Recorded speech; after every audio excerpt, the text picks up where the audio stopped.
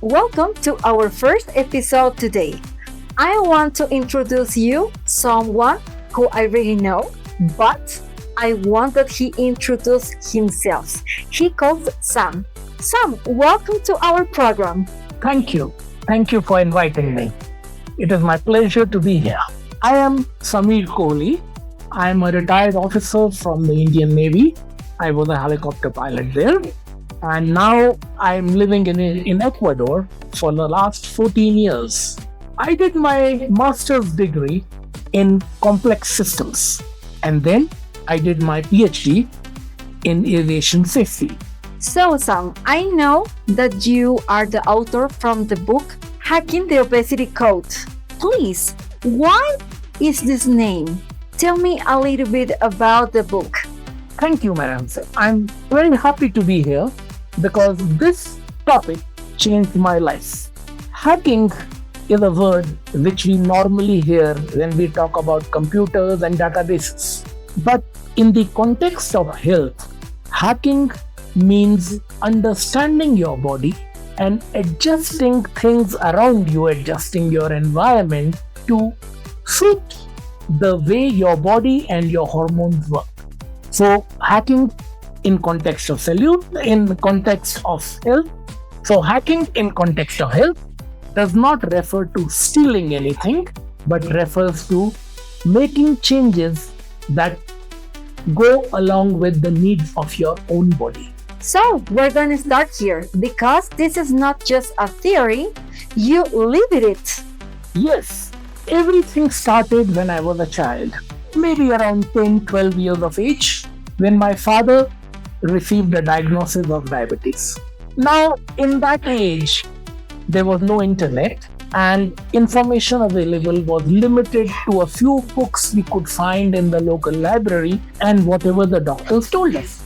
So what we were hearing from them and what we were reading in the books available was that human diet should consist principally of carbohydrates. We were told that fats are our enemies and almost nothing was written about fiber. So my parents, understanding the knowledge which was given in that day, changed the diet of the whole family to what they believed was a better and healthier diet, which consisted about 80% of carbohydrates, no fats. All fats were removed and substituted with vegetable oils. There was no focus on fiber, but when you remove fats from the food, you also remove all the taste from the food, and that taste was substituted by sugar. We were eating a lot of processed foods, we were taking a lot of fruit juices, and all this changed everything in my own life. Within a year of these changes in diet, I started having problem in my eyes. I also had psoriasis, which is an autoimmune disease, and much further along the years, I had diagnosis of diabetes, I had blockages in my heart, and much later, I also had a scare of possible cancer diagnosis. All this while my weight continued to rise. I reached 100 kgs and was never able to maintain anything lower than that. So, it's very interesting. What are you really telling me? I am really shocked. But I have another question. Tell me when you saw everything was wrong. So I was following all the medical advice given to me. I was following everything that I read and heard about health and metabolism.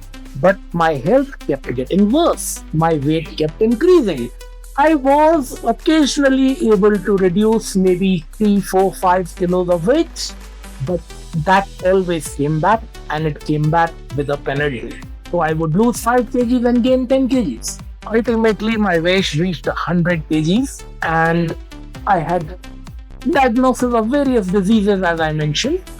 And that is when I realized that probably something was wrong in the advice which I was receiving.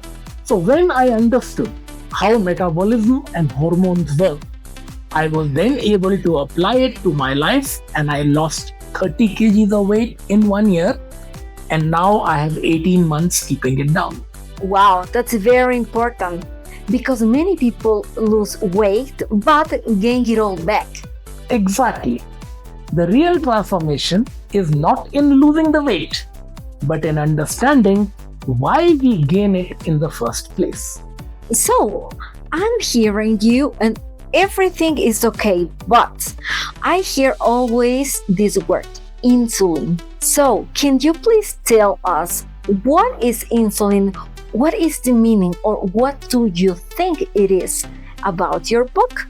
Okay, so insulin is a very important hormone for our life. Lack of insulin is diabetes type 1, which is a mortal disease. So it is incorrect to say that insulin is bad. Insulin is good, we need it, but too much of the good thing is also bad. And there lies the problem. When we are eating constantly and every time we eat, especially sugars or carbohydrates, our body produces insulin. And if we are eating constantly, insulin is constantly elevated. The job of insulin is we can consider insulin like a key. The job of this key is to open the door of the cells, take the glucose from the blood, put it into the cell, where the cell will use it as energy. But when insulin is always elevated, the cells stop listening to this signal of insulin. It is like somebody who's knocking on your door all the time. And that's what we call insulin resistance. Exactly. And at that point, the body stores fat more easily while at the same time increasing hunger. So, I think one of the most of the problem is when the people still eating, but they feel always hungry. Yes. And there enters the other hormone called leptin. Insulin is a fat storage hormone. When we eat something, the body produces insulin. At the same time, body also produces leptin because leptin is the hormone which tells our body to stop eating.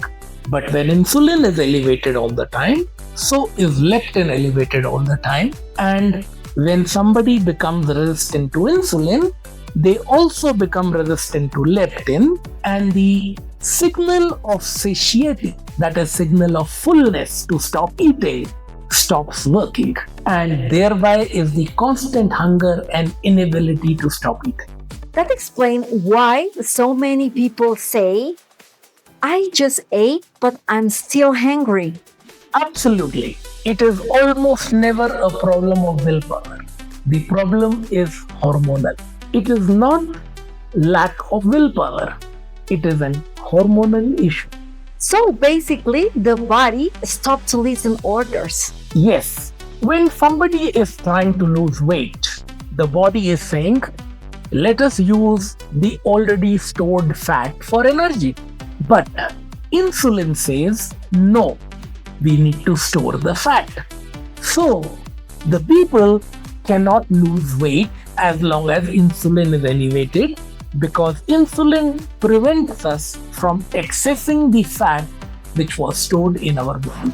Sam, so now come the really important question. What can regular people do? Because many people feel that losing weight sometimes is impossible. Well, the first thing one needs to understand is that it is not about eating less and moving more. That changes a lot of common beliefs.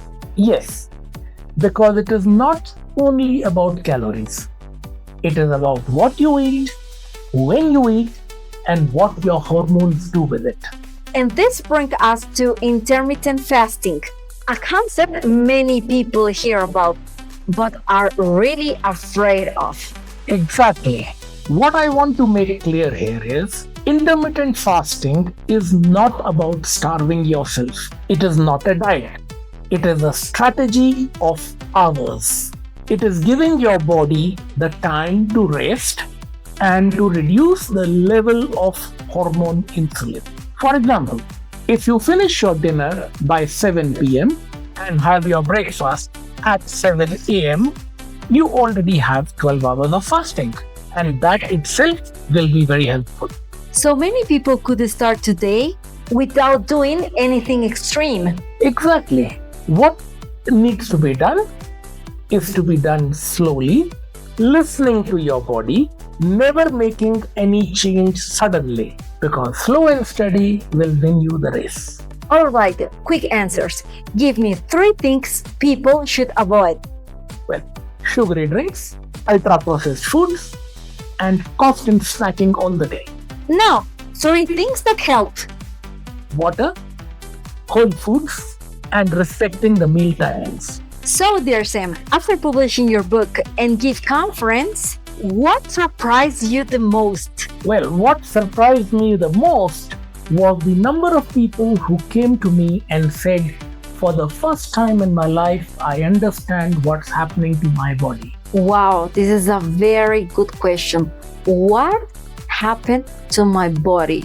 Is the first time that I really hear that someone read a book and then understand what's wrong with me, what's happening, why is like this. So let's do a quick FAQ round. Does exercise helps weight loss? Yes and no. Exercise does a lot of good things to our body. It is very good for cardiovascular system, it is very good for circulation and several other benefits, but loss of weight will not be sustained with exercise. It's fruit bad? No, fruit is not bad, but it is better to eat the whole fruit instead of drinking fruit juice, because the fiber in the fruit changes everything. Is fasting safe for everyone? Yes, it is safe for everyone, but it does not function the same for everyone. For example, body of everyone is different. Especially a woman's body and her hormones are different from a man's body and his hormones. Women in reproductive age have got hormones that are fluctuating during the month. Men have got hormones more stable, and also older women have got hormones more stable. So intermittent fasting functions differently for women in the reproductive phase of life and differently for older women as well as for men. So I think right now I understand a little bit more how is this function for a woman and for men, because everybody have a different hormones. That's why it is for everybody, but with precautions. Yes, especially people who have any chronic disease must consult a doctor before starting this journey, because the fasting could function differently for them. They may need a change or adjustment in their medical doses. Is this all about the skinny? No, it is not about being skinny. It is about being healthy, maintaining constant levels of energy, and having a good quality of life.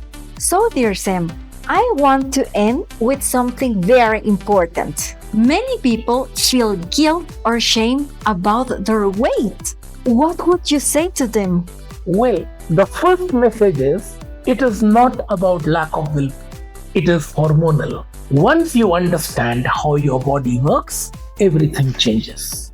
Understanding your hormones and understanding how your body works. Once you understand that, everything changes. And I think that gives people hope. Yes, a lot of hope. Because the body has an incredible ability to recover, and it is never too late to start. Dear Sam, thank you for being here and sharing your history, your knowledge and your experience in such a clear and human way. Thank you for inviting me. And remember, it is not about perfection. It is about understanding your body and making gradual changes that work for your metabolism. If you know someone who wants to hear about our episode, don't forget to share it. These are the social media from Sam. Don't forget to follow us, because we are going to start again with other episodes. And check out the book Hacking the Obesity Code. You can find it here or you can see in Amazon. And don't forget, we'll see you in the next episode. Thank you, Sam. Thank you very much.